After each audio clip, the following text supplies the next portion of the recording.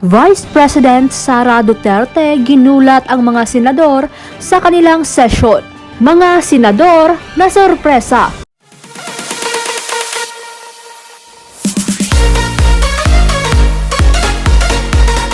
Nasorpresa ang mga senador sa kanilang sesyon sa Senado. Ngayong araw matapos biglaan na lang sumulpot si Vice President Sara Duterte. At talagang naging sampal nga naman ito sa dating Vice President dahil kahit kailan halos hindi ito nagpapakita sa mga sesyon ng Senado o makialaman lang umano.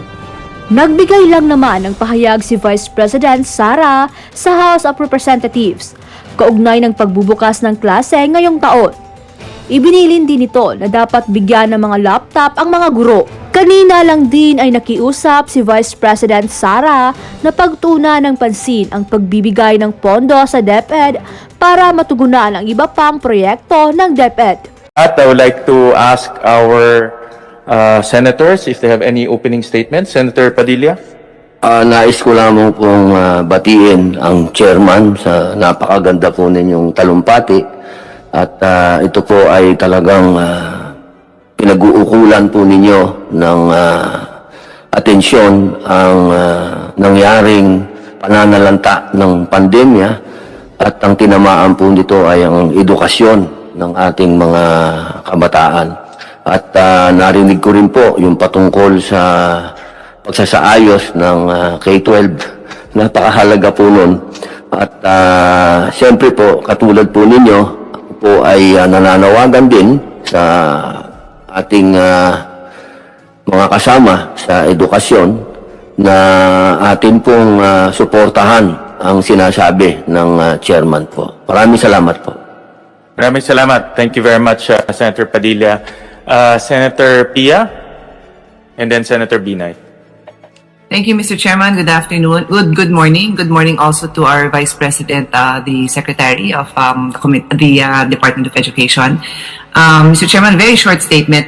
I am extremely excited about the opening of face-to-face classes. As the Chairman knows, I have been pushing for this months after we went into the pandemic. Our children have suffered greatly because of the closure. There are no ways to really make up for the loss of time. To a certain extent, it was beyond their control. But to another extent, I regret that we did not move fast enough to really give them the opportunity to go back to school. And now that many private schools have opened, I am very happy to see anyone who has young children, who has friends with young children, the joy in their face is apparent. Just to see their friends, their mental well-being is addressed, and to be able to understand their teachers more because of the face-to-face setting cannot be compared with the online environment that sadly has been the reality for almost 2 years, Mr. President. So I'm looking forward to the opening of the public school as well. And I just like to put on record, I have not heard any report, but I just wanted the Secretary to know that the Senate put in 2.6 billion to cover the expenses of the implementation of face-to-face. No? So wala naman ako narinig na may problema on that note, but of course we'd like to hear if there are. But that amount has, I hope it has been made available to the department and to the schools. And we also put in additional 100 million for public school health facilities, which includes hand washing. Not sure if it would be covered in the presentation, but one of the recommendations of both DepEd and DOH was to improve the health facilities in the schools, no, yung hand washing and even the bathroom facilities, which are sorely lacking in many schools. So we would be happy to help in that regard, given the clear scenario that we are facing. There's much more to say, but I will hold my my comments, which really are comments from the last few years that we've been overseeing the development of the education sector. Suffice it to say that we are looking forward to the opening of school. And one more point, as your chairman of the Committee on the SDGs, Innovation and Futures Thinking, it is always my job to ensure that we see the bigger picture. I'd like to put on record that Secretary Carl Chua of the previous administration had mentioned that 1.9 trillion pesos in losses are incurred each year because of the closure of school. I'll repeat, 1.9 trillion, because the schools are actually economic hubs. So when the schools were closed, all the food outlets, the karinderya, the carts that sell, whatever snacks the kids eat, and the small suppliers, the school supplies, ball pen, notebook, paper, and all up the supply chain were all affected. So the opening of schools would also be good for our economy, Mr. Chairman. Anyway, on that note, I will end here and look forward to the presentation. Thank you very much. Thank you. With the indulgence of Senator Binay and Senator Francis, we would like to call on first, with your permission, Vice President Sara Duterte, and we're very honored and privileged that she's with us today virtually. She is performing 3 jobs at all at the same time, as our Vice President, as our Secretary of Education, and as a mother, also monitoring the opening of classes this coming Monday. So we call on Vice President Sara Duterte. VP, you're on mute. Vice President, as our Secretary of Education, as a mother. So, monitoring the opening of classes this coming Monday. So, we call on Vice President Sara Duterte. Thank you. Thank you, Senator Tolentino and Senator Binay.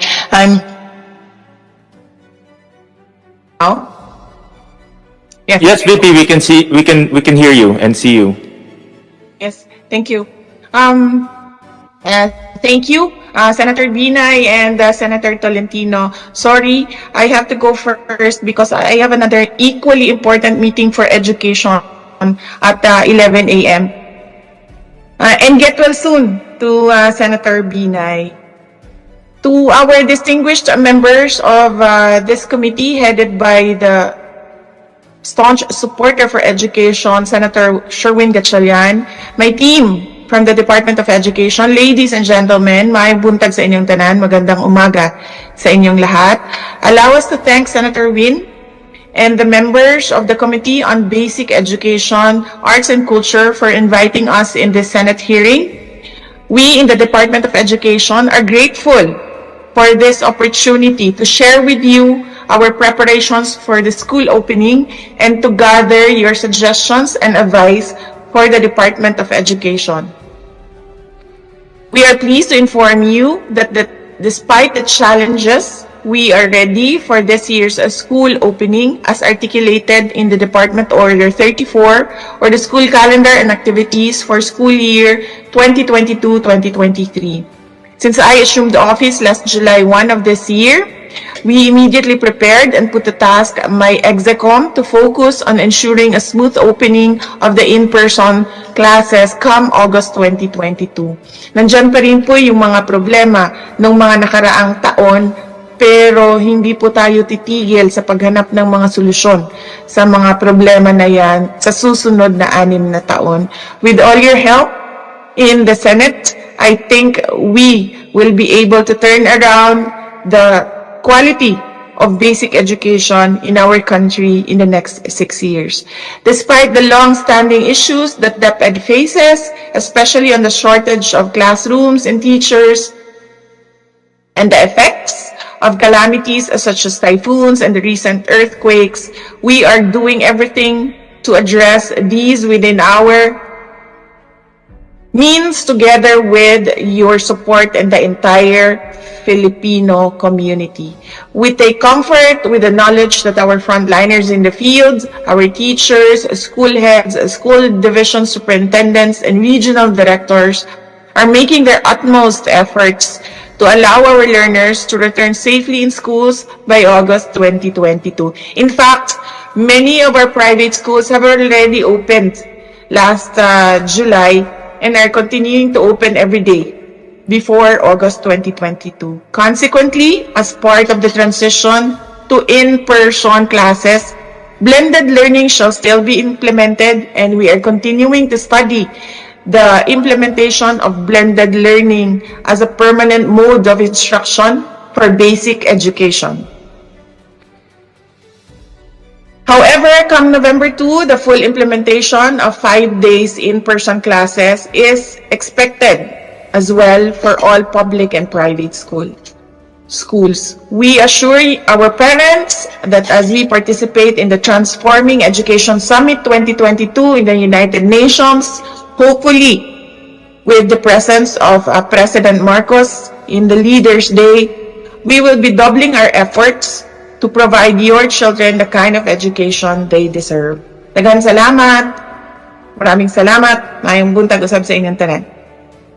Thank you, Vice President Sara, and thank you very much for assuring the public of our smooth and safe opening of schools. We're all waiting for that, and the survey will show that almost as high as 90% of our parents want to open our schools. But thank you very much for your presence. Mr. Chair, permission to leave. Yes, VP. You're represented ably by the whole team. I can all see them here physically. So we'll be fielding questions and getting briefings from them. Yes, and we truly appreciate advice and suggestions from the honorable senators. Thank you, Senator Pia, Senator Francis, Senator Binay, and Senator Gatchalian. Maraming salamat po sa inyong lahat at sa oras po ninyo para sa basic education ngayong araw na ito. Para naman sa inyo, ano naman ang masasabi nyo tungkol dito? Magkomento lamang sa baba at huwag kalimutang mag-subscribe para updated ka sa mga maiinit na balita sa Pilipinas. Maraming salamat sa panonood.